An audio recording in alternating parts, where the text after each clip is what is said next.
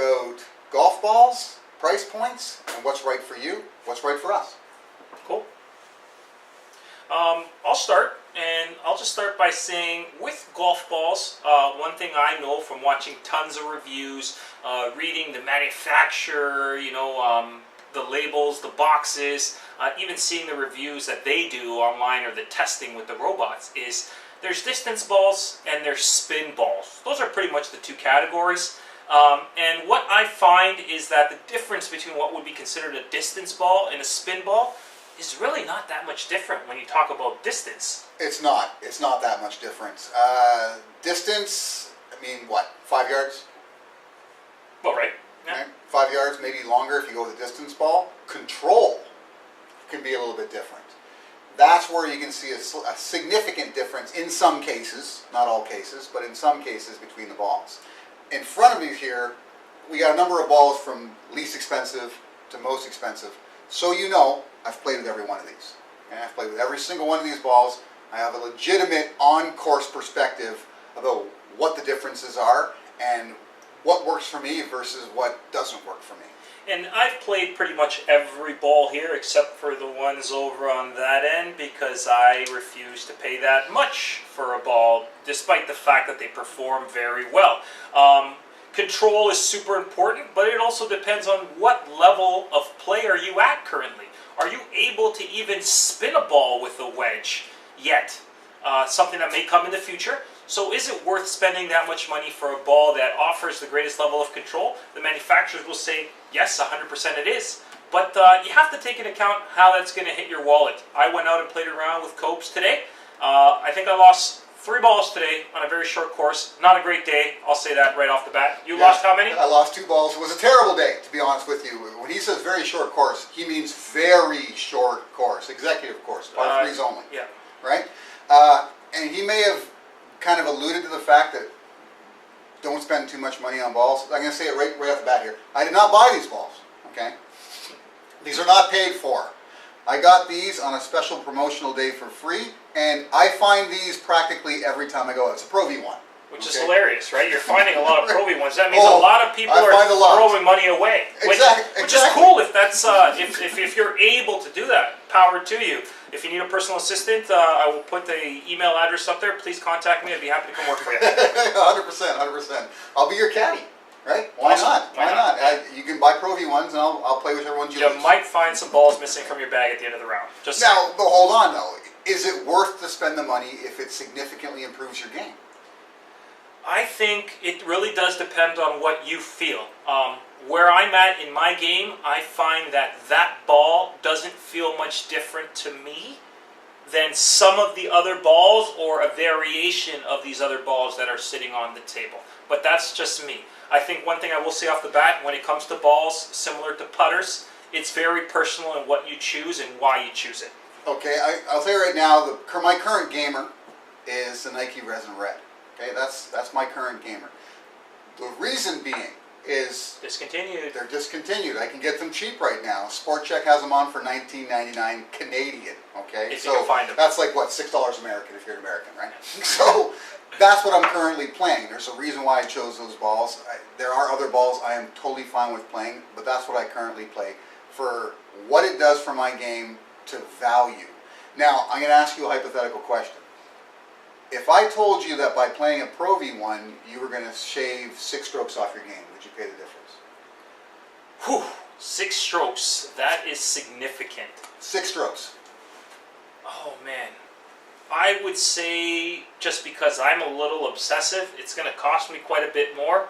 I might actually go ahead and spend the extra money for those 6 strokes, because that would mean I'm breaking 90 every single time, which would make me a happy camper. I agree. 100%. I would pay twice what I pay now to shave 6 strokes strictly because of the ball I'm playing. Now, we're going to get into the reality of what actually happens when you switch between balls next. What are you currently playing? I'm also playing a Nike ball. I'm playing the Nike Resin White. Very similar ball to what Cobes is playing. He's playing the red, I'm playing the white. We'll get into the reason why we like those different balls. But just to mix it up, previous to that, I was playing a Srixon Q-Star. And the reason why I went with the Nike is because it feels very similar to me.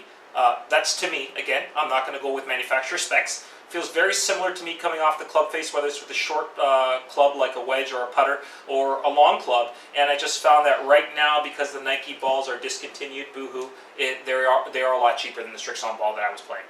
Yeah, up until the discount on the Nike balls, I was actually playing another Nike ball. I was playing the Nike PD Soft. Primary reason, it's an inexpensive ball. It's an inexpensive ball, and it does what I kind of need it to do. Is I get a very predictable ball flight out of it. I get a very predictable distance out of it. It might not be the best ball, and it isn't, okay, and that's why I've switched. But dollar for dollar, because it's a dollar ball, realistically, it's $12 for a dozen. So I couldn't go wrong with it, and I was still learning the game. My game has improved, and because of that, I've actually switched balls. Again, yeah, I started with a pretty value ball. I started with the Wilson Staff 50, and a really soft ball. It's about $1 a ball, so you know that was right in the sweet spot that I wanted to play with. I know a friend of mine who just goes down to your local bargain store and buys a big old bag of balls. I think there's like 50 balls in there for $20. Reballs. Yeah, reballs, and that's what he plays. And you know what? He loses quite a bit. So right now, he probably wouldn't understand or be able to feel the difference between the balls. So that's what makes sense for him now. So whether you play the top end or the low end, it doesn't really make a difference as long as you understand why you're playing it and it makes a difference to your game. Okay, now let's go over the two balls we play. We'll start there. I play the Nike Resin Red. Resin Red is considered their distance kind of mid-handicapper It's ball. supposed to give you a higher flight, I think, as Yeah, well. slightly higher flight, little more distance.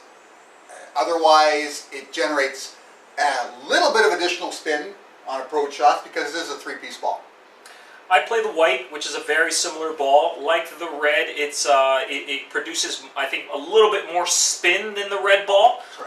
Doesn't offer as much distance, but again, we talked about that. The difference is probably very minimal. I'd say between those two balls, you probably get maybe a yard, maybe. But it's supposed to provide a little bit more spin and a little bit lower flight. And if you've watched previous videos, you'll heard me mention that I have a naturally high ball flight. So finding a ball that can kind of give me a little bit lower a flight is important for me.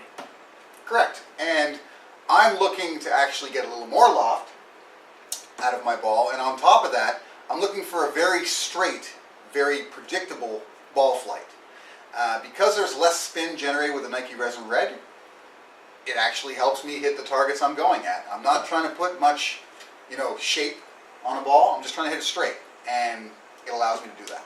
And if you've seen previous videos, you'll understand that I like to shape the ball a bit. So finding something that allows me to spin the ball a little bit more, even around the greens, I kind of tend to, I'm a lefty, I tend to love the way lefty plays. And I like to kind of go at flags with flop shots. Not always the smartest move, but finding a ball that will spin and kind of hold is important for me. So I've gone with the Resin White. There are balls that spin more than that, but again, what value am I getting out of that ball for what I'm paying? Right? And now we've arranged these balls from least expensive to most expensive. Okay? And you're going to find that the Resin Red, where is it? Right here? So this guy right here. Oh, second one in. Now, that's almost cheating the system, because if you were to buy that ball a year When Nike was still in the market, yeah, it was still in the market, it'd be somewhere up around here, okay? But for right now, you're getting theoretically this quality of ball at this price point. So why wouldn't you? But maybe there's a reason for you to be here. Right? We're going to go over the differences one by one. I've already talked about the PD Soft. Basically, you're going to get a straight, simple ball flight with very little spin. Okay. You get into the Resin Red, same idea, but you can impart more spin on approach shots, and you're also going to get additional spin on your drives. Okay, now what this will do in most cases is decrease your distance. Yeah, it'll decrease your distance quite a bit. A lot of times the distance balls, they have the low spin characteristics because you want to avoid side spin. It produces less backspin. So with those shorter clubs, you'll get less spin, which means less stopping power. But with the driver, you kind of get that flutter, that floater ball, which will give you more distance. The other thing you get when you move up from, let's say, something like this PD Soft to something like a Resin Red is sometimes they'll have like a variation of the ball, so two. They'll have one that's like a resin red, which is a little bit more distance, and then you'll get something that's a little bit more feel. Right? Exactly. And skipping over to this ball here, the next step up, this is basically you get these for $20 a dozen. Okay? And here we're at the Strixon Soft Feel. Right? And I've played this ball. The primary difference between this ball and the PD Soft, honestly, as far as ball flight and trajectory goes, it's almost the same. Okay? The real difference that you're paying for in this case is durability. Okay? The shell on this ball is far more durable than what you get on the PD Soft. Your distances are almost identical, but after, say, 2 rounds with a ball like this, it's next to unplayable. Okay? It's going to be pretty beat up. But when you're only paying that much for a ball, what are the likelihood you're going to go 2 rounds with it? Yeah. Pretty slim. And the other thing too is when you're at that level where you're still playing with this type of ball, good luck. I would love to see a golfer who can go through a round that's kind of like in this price point for 2 rounds with 1 golf ball. Eventually, it's going to end in the water, the woods somewhere. The woods somewhere. It's gone. Or maybe you hit it on the other fairway and someone picks it up. Really annoying. I haven't played either of these 2 balls, but I do play a variation of them. So I do play the resin white, and with the Strixon, previous to the resins, I was playing the Q-Star, which is a 3-piece ball. I picked it because it's more kind of up here in the food chain. But I played that ball because, again, I found that the feel was really well at the time. I think we talked about this struggle. I was looking to improve the type of ball I was playing because I wanted more greenside spin, but I didn't want to break the bank. And I found after testing a few different, Wilson, TaylorMades, some not quite Pro V ones, but some other Titleist, Callaway balls, I found that the Strixon, which I think is a very overlooked ball brand, just because they're Japanese maybe, but I find that the Strixon Q-Star did it for me. The only reason I'm not playing the Q-Star right now is because of the fact that this discontinued Nike ball is so damn cheap, and it feels very similar that I'm saving myself money by playing them, but because they're super, super difficult to find, I anticipate moving to the Q-Star again, or another ball that kind of lands over here in terms of performance, but kind of lands over here in terms of price, which is difficult to find as well. I think I know I think you know what I'm alluding to with the type of ball I might be moving to. We'll get into that a little bit later. But yeah, I'm kind of right here when it comes to balls right now. I want spin. Distance isn't a huge thing. I get pretty good distance off my clubs, so spin is super important in feel. All right, getting into spin, we're at the Wilson Staff Duo Spin. Okay, now for this, you're looking at about, I think it's about 30 bucks for a dozen. Okay, so this is not, I mean, for my opinion, this is not a cheap ball. Yeah, Canadian, let's keep that in mind. We're speaking from a Canadian dollar perspective. Okay, so this is not a cheap ball, right? The whole idea behind this ball is to get that additional greenside spin. I've played with these balls, I've tried these balls, and what I find is that additional spin is not just greenside. It's throughout your bag. I'm getting a fair amount of spin off my driver, a fair amount of spin off my woods, a lot of spin off my irons, and a ridiculous amount of spin off my wedges. It's fantastic when I get close to the green. The further away I am from the green, the harder I find it to be to control this ball. And that's the issue I have with quite a few, actually, of the mid-tiered spin style balls. Well, I've played a lot of different balls that are in the same price point, are supposed to do the same thing. One thing I find that is super important to me is the feel of the ball. Whether it's coming off, not so much with the driver or the woods because of the big hollow sort of heads and the fiberglass shafts. You can't really feel it coming off. You just kind of hear the sound and know if you got it really well. But with irons, especially in wedges, is feel. I kind of like a ball that feels kind of soft, not super clicky. And I find that with the mid-tiered sort of balls, I do get that performance and feel I'm looking for. And another thing that's super important, which I don't think enough people talk about, and it doesn't matter whether you're here or here, is the way it feels and sounds coming off the putter face. That's always something that I really look into now, especially because putting is so important in lowering your score. How does it feel putting? And I think that's super important no matter which ball you're talking about. 100%. 100%. Probably the most important aspect when it comes to feel is putting. If the ball doesn't feel right when you're putting it, you're not going to have a good round.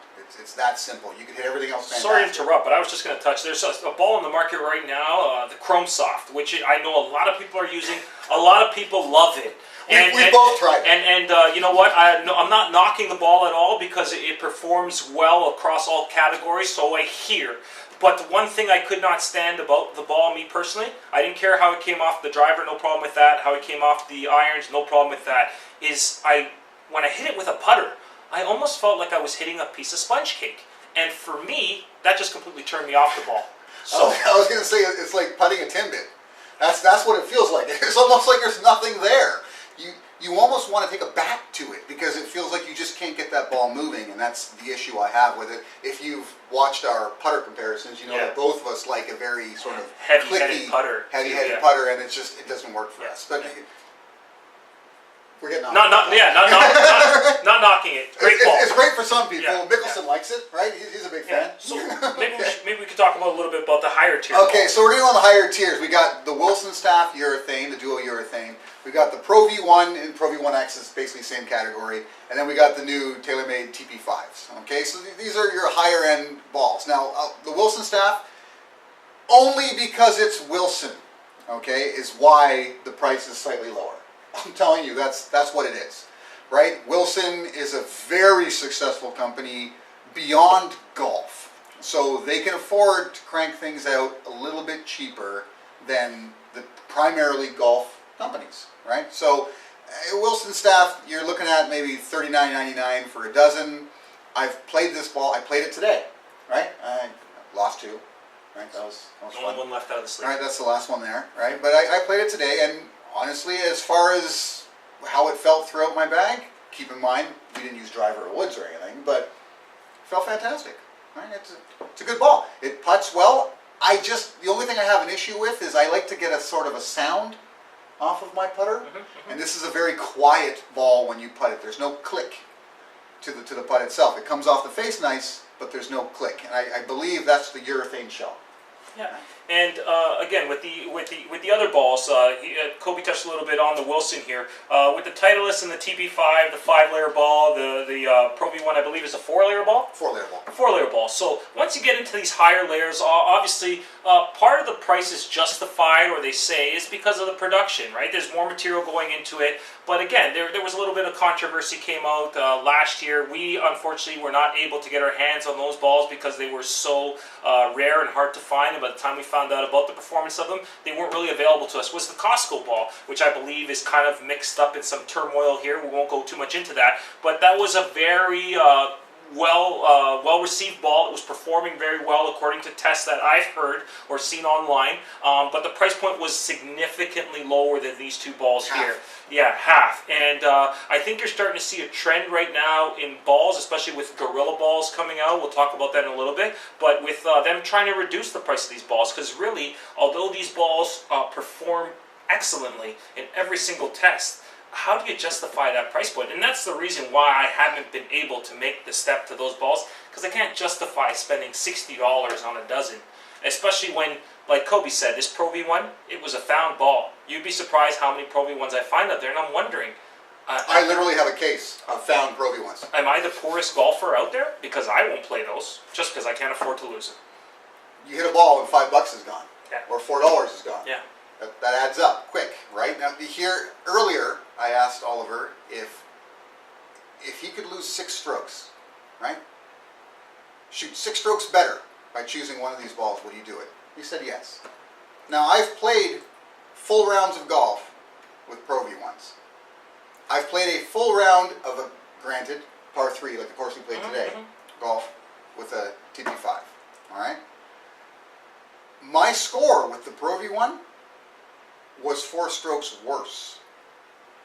Okay? 4 strokes worse. It did not get better.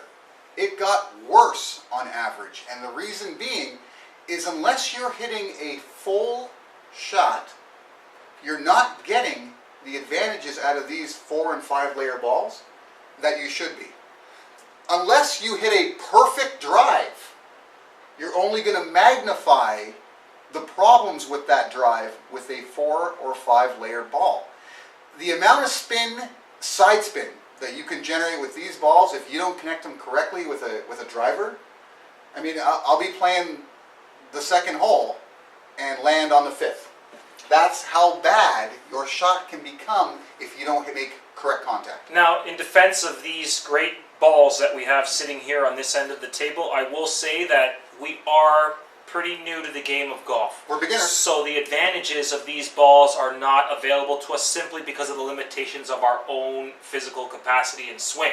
Now, granted, tour players, they're able to use these balls very effectively, and I guarantee you they will perform better with these balls than they will with these because they have such consistent strikes. So not saying that these balls are not any good, they don't perform, it's just depending on the level of your game, is this really necessary? Manufacturers will tell you yes. I will say if you can afford to and you want to, feel free to go out and try them, buy them, lose them. I will find them and be happy about it. I touched on it earlier, and I'm going to start opening up the door because now what we're finding is the trend of new manufacturers, which are probably not available in retail stores. Most of them are selling online. I've had the pleasure of trying one of these balls recently, Gorilla Ball, pretty popular, and it's starting to come out because of the fact that the price point is significantly lower, and with many tests that have been done, the performance is, I won't say the same, but very, very similar. It's like splitting hairs when you come to performance, but yet the price point is down here. And the ball I tried was a Vice Tour ball. Great ball, but maybe you can talk a little bit about what you think about this new trend in balls. Yeah, I would say that the Kirkland ball would fall in that category as well. Although you can go to Costco and buy them there, again, it's not something that's available at your local golf store, right? It's, again, a Gorilla Ball in that it's a secondary market that you're getting it through. And the price point is significantly lower than the big boys, right? Unfortunately, I haven't had a chance to try the Vice Ball, but I have tried the Kirkland. And in my opinion, the only limitations it has versus, say, a Pro V1 or a TP5 is in the maximum spin rate with a wedge.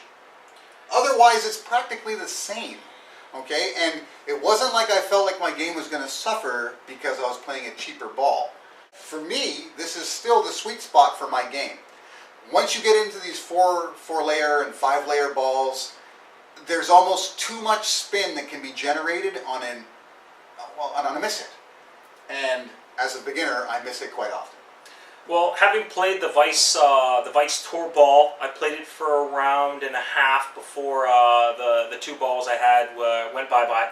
But I played it for about a round and a half, and one thing I will say is I did enjoy playing the ball. I had literally substituted for one of my balls here, and the feel was very similar. When you're talking about spin characteristics and this and that, it was out on the course, so I can't really speak to that. But I will say that I was easily able to substitute that ball and feel like it performed very well. I had no problem with it. I was actually having a conversation with Kobe earlier talking about our discontinued favorite here, that we're going to have to be looking for new options. Again, thinking about going back to the Srixon Q-Star, but if I could get the Vice Ball for a similar or lesser price point than the Q-Star, I would have to say it'd be lesser simply because I can run into the store and grab 2 boxes of Q-Stars like that, as where the Vice I have to order, and although they ship out very quickly to you, it's the flexibility of just being able to buy 2 as opposed to having to buy like 10 boxes at once in order to make that price attractive. I think that that would be something that I would definitely entertain the option of playing that particular ball, which is the Vice. But again, it's going to boil down to dollars and cents and performance that I'm getting out of my money. Yeah, no, 100%. And a friend of mine, a good friend of mine, his name's Sean. I played around with him. It's during that round I actually got a chance to try the Kirkland ball. He had a sleeve for himself. He's a significantly better golfer than I am, right? Put him somewhere around maybe a 7 or 8 handicap. I'm closer to an 18 to 20 handicap, right? And he could actually get the full benefit of a ball like that. And seeing how his game progressed over 18 holes on a full-length course, if you're playing Pro V1s right now, I can't see a reason why you wouldn't switch to the Vice. I really can't. For half the price, you're getting basically an equivalent ball, and that money could go to something else in the game. And the only one thing I have heard about these sort of balls over here, the TP5, the Titleist Pro V1, and even I would say like a Strixon Z-Star, Z-Star, because we're Z-Star. Canadian, Yeah. which kind of falls in that range. There's a few Bridgestone 330s or something like that fall over there in that range. Is that that Gorilla ball, although it has a tour level cover, it's not as durable, is what I've heard. Because I haven't played either of these balls for full rounds. I have hit them both, but haven't played them for full rounds. But I find that the Vice isn't as durable. But again, it's half the price. So if you can get a round out of a ball, I'm not sure how often you switch balls during a round, if you even do. I just tend to judge the ball depending on how the round goes. And usually I can get through a round with one ball, I would say, and then I kind of retire into my practice bag. But the Vice ball doesn't hold up as well, which is why I needed two to get through a round and a half. But again, when you're talking about the significant savings in price and the effect it has on your pocketbook, I think that it's worth at least giving them a try. That was true about the Kirkland ball as well. I found the Kirkland ball could handle pretty much anything except a full wedge shot. Full wedge shots had a tendency to bite into the cover and leave marks, so I mean a full round, you're probably done with that ball if you want to get the most out of it. Another thing I would actually touch on is there's got to be far too many people who are playing Pro V1s or Pro V1Xs that shouldn't be. Because we can't go a round of golf without finding one or two. We can't. And if you're losing this kind of ball at this price point that often, you shouldn't be playing it, right? It's only going to magnify your chances of losing that ball.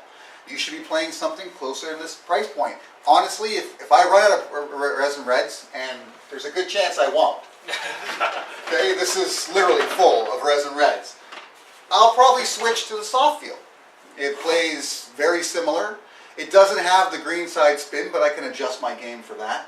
And price point wise, it falls right in the same price point, so why not? Funny that you say that there's a lot of people that are playing this ball that maybe shouldn't be playing it. I just equate it to, again, dollars and cents from a beginner's point of view again. When you're talking about maybe about $4 a ball, close to $5 a ball, when you talk about losing one of these balls, if you lose 2 or 3 in a round, that's literally one thing that I find is super neglected, that maybe we'll talk about it in another clip, is grips on clubs. I find people, they might be playing a Pro V1, but they've had the same grip on their club for 4 or 5 years. That's right, that's right. When you're talking about dollars and cents, there's so many other places you could be putting that money into, which will probably add more value to your game. And that's really what we're trying to get across here. Not that these aren't great balls or these aren't great balls. They all have a place in the market, which is great. Because that's one thing about golf, whether it's a mallet or a blade putter, whether it's a hybrid or an iron, whether it's a dollar ball or it's a super premium tour ball, there's a place for all of them. You just have to find which one fits into your makeup of your game.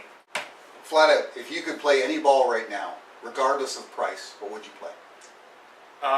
Judging by the balls I've tried, I absolutely love the Q-Star. I think I would stick with that, or I would maybe try the Z-Star because I'm so impressed with Strixon. You? But to be certain, Regardless of price, and if I had to be certain, I would probably play the Vice Tour ball.